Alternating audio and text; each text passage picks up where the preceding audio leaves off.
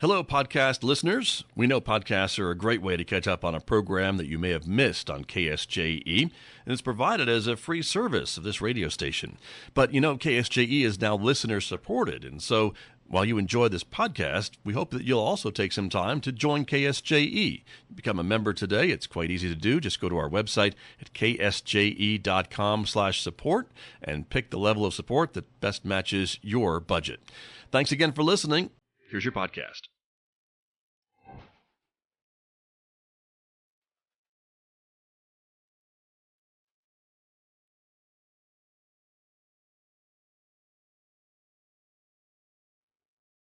Welcome back to Right on Four Corners. I'm your host, DelSheree Gladden, author of over 30 published novels and a ninth grade English teacher as well. And on this week's episode, I have Betsy Gaines Quammen, and she's going to be talking about her new book through Torrey House Press, True West, Myth and Mending on the Far Side of America. Betsy, go ahead and introduce yourself. Hi, thank you so much for having me. I'm Betsy Gaines Quammen, and I'm a historian, a writer, and conservationist, and I'm so happy to be with you today. Well, thank you for taking the time to come on and talk. It's such an interesting book, and I think it'll catch a lot of people's attention and really make them think. Well, I really appreciate it. It was not an easy book to put together because I think that I felt like during pandemic and this increasing polarization that there were so many things tangling together between misinformation, political ire, siloing, the fact that we were getting ever more out of relationship with each other. And then we had the social justice and Black Lives Matter protests happen throughout both our country and the West.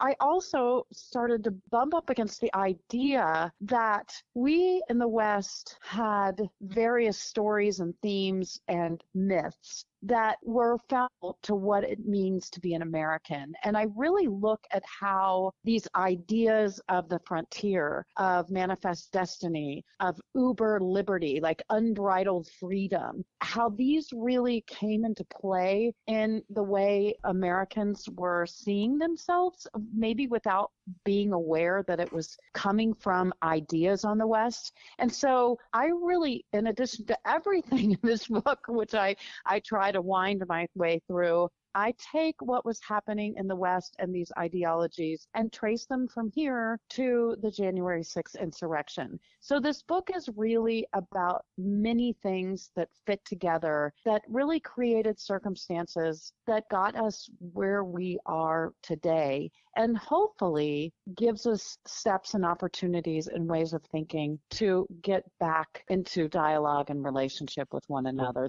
That's my hope.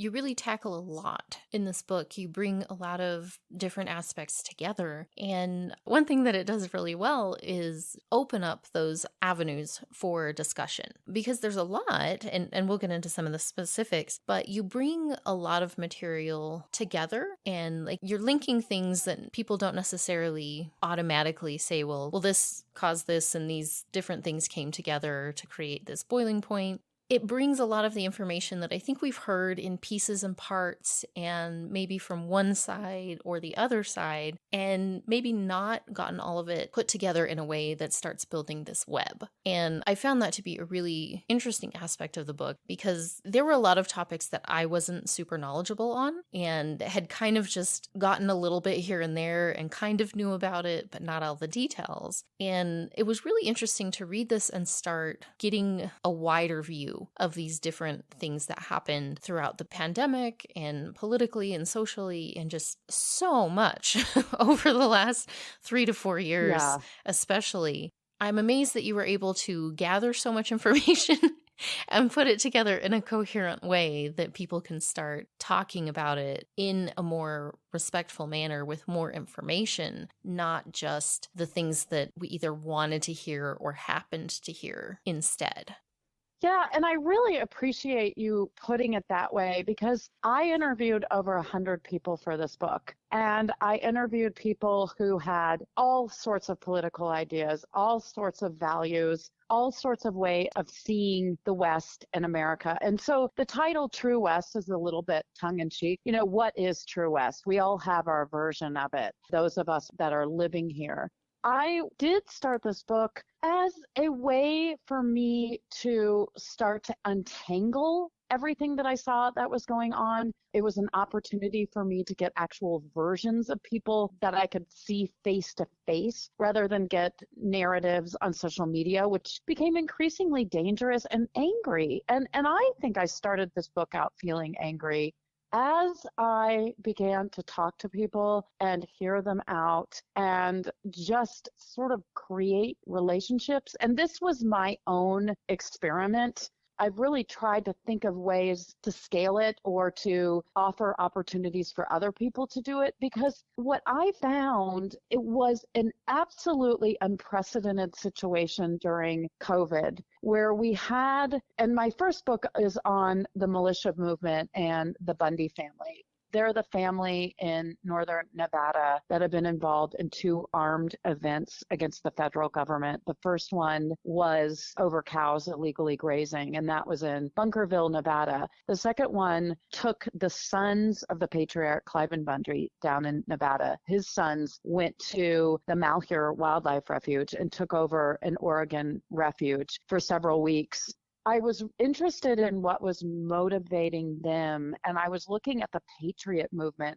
I began to see that this family that I saw as an outlier when I first started studying them, and this was part of my dissertation, I met with a family in 2015 and sat down with them and really tried to understand their religious underpinnings to their anti-government war, is what they called it. And so I saw them as kind of outliers. And then I started to see this movement build and build and build and build. And I talked to Ammon Bundy, the son of the rancher in Nevada, in April 2020. And I really thought, oh my gosh, this is going to be his next Malheur. This is going to be his next big action. And lo and behold, he started a group that's 50,000 members. And I should say that since this group had its heyday, it's really been diminished. And it's been in the last few days that Ammon Bundy disappeared. He got in a lot of trouble in Idaho doing anti-government agitating and doing a lot of harassment. He became wrapped up in some of these QAnon conspiracy theories, which he promised he was not in any way involved in when I talked to him 3.5 years ago. But this was indicative of the moment that we were in. Patriot movement was getting influenced by the QAnon movement, which really sort of looked at conspiracy theory around pedophilia and human trafficking and more gory ideas of bathing in children's blood. And they were networking with there were moms who were concerned about vaccines, and they were hearing all sorts of horror stories about COVID vaccines, and they became part of this coalition.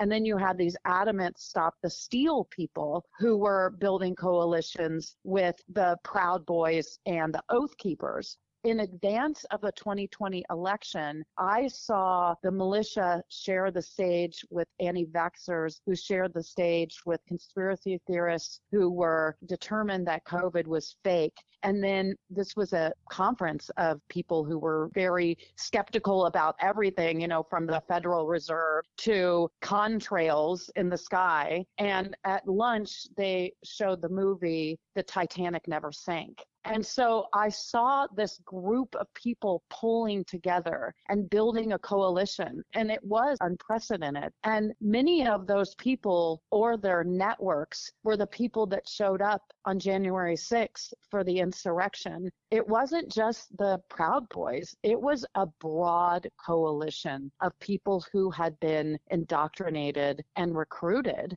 during pandemic. Well, that was something that I found eye-opening for me. Is like I said, I didn't know a lot of the history and details where, as just a regular person, you're seeing stuff come up on social media and news. And it felt like at certain points, all of this just came out of nowhere and erupted and reached this boiling point. And probably like a lot of people like me who maybe weren't aware of the history in the building, it just seemed like all of the sudden these groups came out of the woodworks and I'd never heard of half of them before. And it was really interesting to read and realize that there's a long history of a lot of these individual groups and how they came together and what some of those ideologies were and how they changed over time. And then especially how the pandemic really worked as this strange glue that started combining these different groups, and it all just kind of got mushed into one. And how did these different people with very different ideas and motives and things that they're trying to accomplish, like how did they all come together? From the outside, it just seemed so bizarre living through it in those years. And seeing more of how that happened was just fascinating to learn about because it starts to make more sense. I can see how these different factors came into play and not only brought people together, but just made it erupt into something that I think a lot of us were just blown away. And it was just mind-blowing in the moment. And now it's like, I'm starting to see how this happened and hopefully how it can be avoided in the future. Yeah, I agree. It was really mind-boggling. And, again, this would not have happened had it not been for social media and had it not been for people making money through clicks, because there were a lot of people who started out being influencers who caught on pretty early on that there were incendiary or sexy hashtags they could put. It would be people who had influencers with babies. All of a sudden, if they could become, Trumpers. I mean, and this all really happened. They may not have been political at all, but all of a sudden, the more adamant they became about Donald Trump or Stop the Steal or COVID vaccines, and then it got into COVID vaccines putting microchips in you and the kind of flash and appeal of conspiracy theory, because there's something spooky and appealing about that. And so there were all these ways of garnering attention and getting clicks. That said, there were also people who wanted to gain power and to pull these coalitions together so that they could get behind certain political positions. I mean, Donald Trump did a very good job of that, but so did RFK. Independent candidate, the Robert F. Kennedy, who is an adamant anti-vaxxer, and he raised money and really positioned himself where he's polling rather impressively right now, all on this anti-vaccine campaign or platform. And so there were reasons why this was all happening. And my premise in this is that there is no way that if we are going to get versions of one another or versions of quote unquote the truth or quote unquote do our own research, that we're going to adequately get out of this whirlpool, this endless cycle. It doesn't work, because one of the things that we're all susceptible to is confirmation bias. So if we have something that we think is true, we're going to find that reiterated on the internet. I mean, we can say, oh, well, look, I found it right here, instead of really doing a complete and thorough investigation. One of the things that I talk about is it's harder for us to just do our confirmation bias if we're not in conversation with somebody who has a different opinion. I mean, there's actually something that we have to do in order to put our position forth and back it up. That's different if we're in conversation with somebody, debating somebody, rather than just finding a site that reinforces our existing beliefs.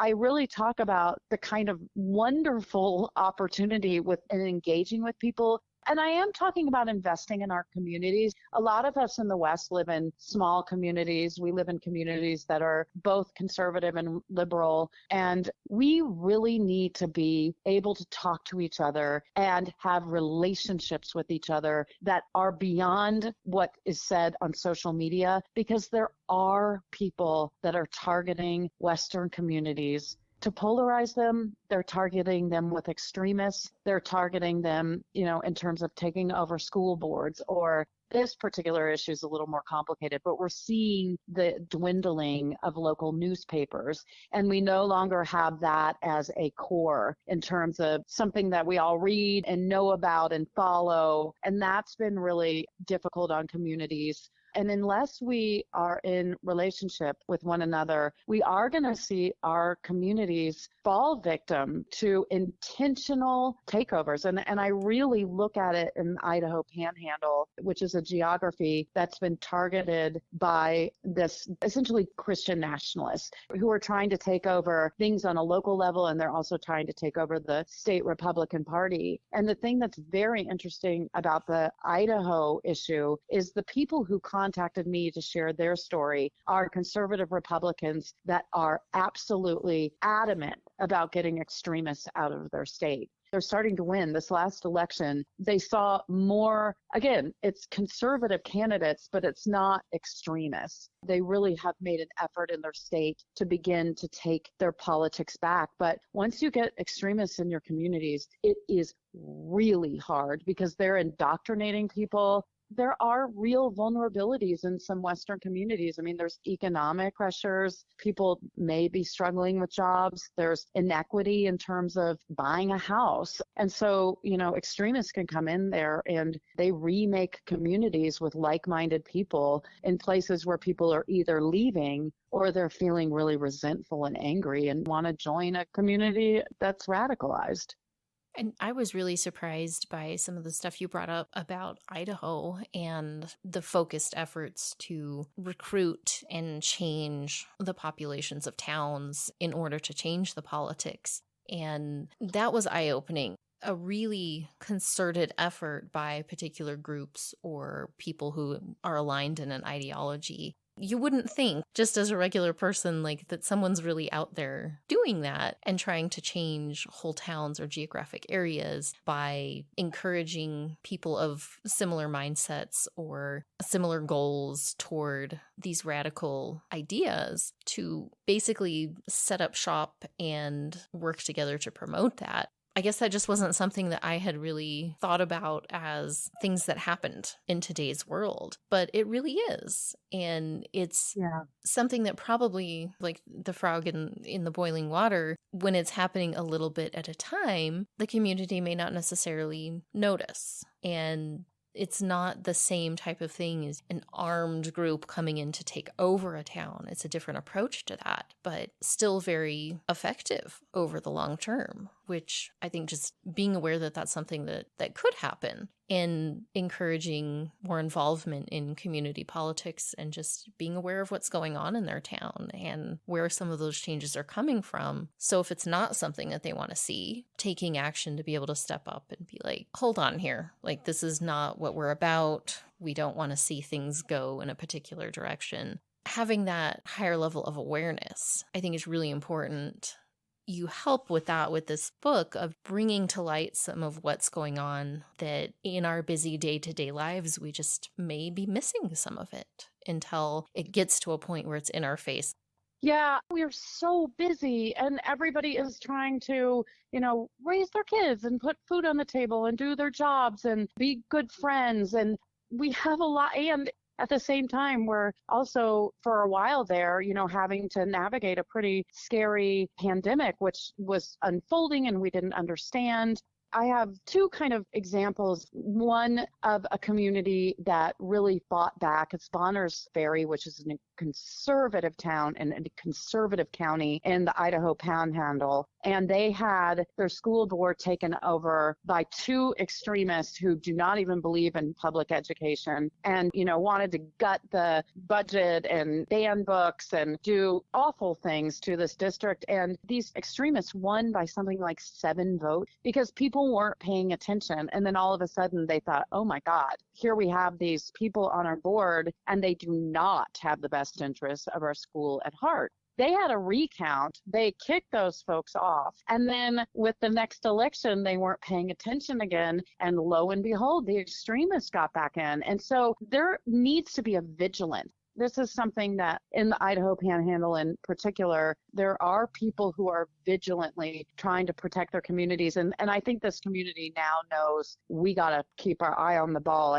I have hope for some of these areas because there were other elections that went much better because people are kind of paying attention. The other thing that I would mention is that I think of Silver City, New Mexico, had at one point an ordinance where everybody had to carry a gun. It does happen, and I think that was in the 90s. I think I have that right, but you've seen cases of extremists coming in and making these really wild claims and rules and trying to take over in certain extents. Actually, I had a conversation with a young man in Utah about a sort of protective group. He wouldn't let me call it militia, but it had been described to me as militia, and he had started it in Utah. And, again, hearing about Antifa coming to his town and taking over during Black Lives Matter, and they started this thing. And then I talked to a guy in Terry, Montana, who said straight out, I've been radicalized, and he was a conservative Republican. And I talked to both these men, the one in Utah and the one in Montana. And the one in Montana I got to know really well, and it was incredible how he was angry as could be, but he was not radicalized. He did not like guns. He felt like open carry was a bad way to go. He had sort of opinions on abortion that were far more nuanced. He wanted women to have a choice. He did have a date. He was kind of seeing it as 3 months, and he and I differed there, but he was not adamant like some of the people are in Idaho who would rather see women die than see somebody get an abortion. And it was just interesting to be able to be in conversation with those two men, one of whom, he's one of the funniest people I've ever met. And he's a volunteer at two of the museums in Terry, Montana, a rancher, a conservative, a fifth-generation Montanan, a Republican, who is one of the volunteers at one of the two museums. One has a huge wing to a woman named Evelyn Cameron, and then the other museum is just a gallery to this photographer, Evelyn Cameron. And it turns out that Evelyn Cameron, a woman partner, the town knows about it. They celebrate this photographer who is a gay woman. And she took photographs at the turn of the last century. And this is somebody that they are so proud of and are fully aware of it. And so, I think that he really helped me understand that these ideas or these perceptions that we have of conservatives, and I'm coming at it as a liberal, they're way more complicated. And when we fall into ideas of factionalism, and when parties fall into ideas of factionalism, and, the Republican Party, more so than the Democratic Party, is becoming factional. But when you go into these communities and you have conversation, you realize that on a local level, they're not as factional as they are on a national level. And that was hopeful. With the man that I talked to in Utah, again, when he was saying, Antifa is going to show up at Black Lives Matter events in Escalante, Utah, this tiny little town, we were able to talk about the fact that, well, actually, the people who were protesting Black Lives Matter in your town were local people. I mean, these were your neighbors.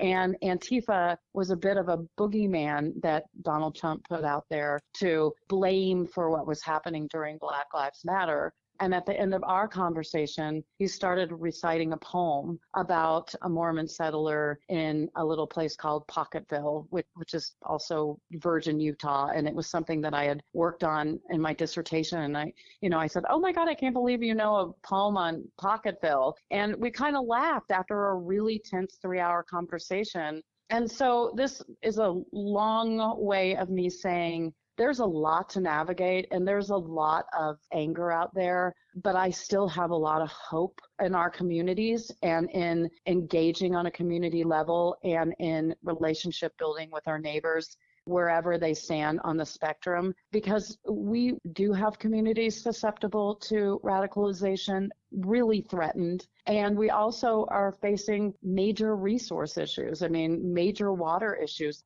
In the West, we are in the front lines of climate change, and unless we're in conversation with each other, we're in trouble. I think that one of my biggest takeaways from reading was, like you're just talking about, being more involved in your community and staying aware of what's going on, but actually being involved with the people in your community. And on a greater scale, you talk to so many different people of so many different ideologies and histories and goals, and just this huge variety that really struck me. And, a lot of the people that you interviewed have different views from me. And it was so helpful to learn more about where they're coming from and what brought them to their way of thinking and their way of looking at the world and seeing where they think it needs to go. It's eye-opening, and I still wouldn't agree with certain perspectives and how I would like to see things moving forward. But being able to better understand where someone's coming from and why they want the things they want, or what they value, and how to work on building common goals based on those values is so important. And I think that's just something that with those factions, with the radical ideas, with the isolation, even, from COVID, that we've drawn away from. And we're not getting to know people and their perspectives and their ideas and talking about it. It seems like we get so much of just shouting at each other, whether on social media or some other way of just, here are my thoughts, listen to my thoughts, accept my thoughts. And we're not doing the reciprocal. We're not taking in other people's ideas and perspectives. And it's just pushing us further apart and letting these problems get bigger and bigger and bigger. And I really enjoyed in your book seeing so many different ideas and perspectives that really helped me understand not only the situation, but the people involved in those situations. I would really encourage people to check it out, no matter what their political or environmental or religious ideologies and viewpoints, just to get a wider view of what people think and believe and why they're doing the things that they're doing. You help provide that wider perspective that I think can help make those conversations more possible and more effective if we're not just shouting at each other all the time. Thank you. Yeah, I really tried to. I had incredible talks with my Native friends about ways of seeing the West, and I had a wonderful conversation with a naturalized citizen. He's a Maasai artist, a Kenyan who now lives in Spokane and was involved in Black Lives Matter. I had really good conversations with LGBTQ members of that community, with very conservative Republicans, with people who were part of the LDS, the church, teachers. I talked to bookstore owners. I talked to any number of politicians. I mean, I really tried to talk to as many people as possible. And I just wanted to hear where they were coming from. I wanted to be curious about where they were. After I finished the book, I felt so much better. I really felt better. And so the book is meant to shine a light on what you were talking about. But it's also meant to say, we do have real opportunities in our communities. And then finally, I hope it's also kind of funny. Like, all these subjects they're so hard. And so I really tried to put some humor in there so that, it's not super heavy. And so it's supposed to be a little bit of a funny book on all the stuff we're dealing with. And, the fact that we're all dealing with it together, and we really, really need to be in relationship with each other. Absolutely. I mean, we're going to work toward making things better and improving things by working together. And I hope people check this out no matter what their viewpoints are. I think there's a lot to learn from it, and just be able to start making that cooperation a little bit more possible. I knew we would barely scratch the surface of everything in this book, but we are out of time, unfortunately. But I did want to give you a chance just to let people know kind of where they can find you. A reminder for our listeners, the book's called True West, Myth and Mending on the Far Side of America by Betsy Gaines Quammen. Betsy, where can people find you and stay up to date on what you're doing and find the book? Oh, yes. Well, it's available. I would encourage people to go to their independent bookstores, nearby independent bookstores, and you can find them there. It's unfortunately or fortunately, it's available Amazon and some of the larger places that you can order there. I always try to encourage people to go to their local bookstores, but if you're not around a bookstore, I understand that too. My website is Betsy Gaines Quammen, BetsyGaines, QUAM as in Mary, M as in Mary, EN as in Nancy, webof.com. And all my tour dates are on there. I'm touring until I actually have events until next June. This book has piqued people's interest, so I have a bunch of dates on the calendars. I'm going to be throughout the West, and I'm going to be talking about the book. A lot of what I'm doing, I'm in dialogue with another writer, which is fun. But I want to thank you so much for having me and allowing me to talk about this book. And as I said, I'm very interested in your writing as well, and am going to be ordering a couple of books. Well, thank you. Yeah, I'm hoping to actually get some writing done at some point over the next year. It's one of my goals, but thank you so much for taking the time to come talk to me. I hope people do take a minute to go check out the book and just learn more about what's going on and how we can start having those dialogues with people. Thank you.